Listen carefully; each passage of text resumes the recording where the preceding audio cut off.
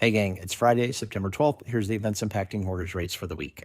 And this week will be mainly highlight driven as the economic data wasn't very meaningful. Okay, this week we saw all three major stock indices hit record levels, and Oracle stock jumped on earnings so much that its founder, Larry Ellison, briefly became the world's richest man, though the stock has cooled off since. Treasury yields have continued falling. We saw the 10-year Treasury yield briefly dip below 4% today. However, this recent 0.25% drop in yield in the 10-year Treasury may already have been reflected in expectations of a Fed rate cut next week. We shall see.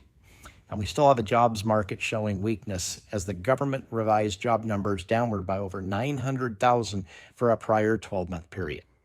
Next week, we have the Fed meeting. There's now a 100% chance of a rate cut.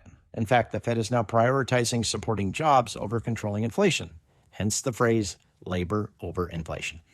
As for mortgage rates, they've continued falling, but slowly. Right now, 30-year conventional rates are in the high 5 to low 6% range. So now that we've covered this week's events impacting mortgage rates, I have two follow-up questions for you guys.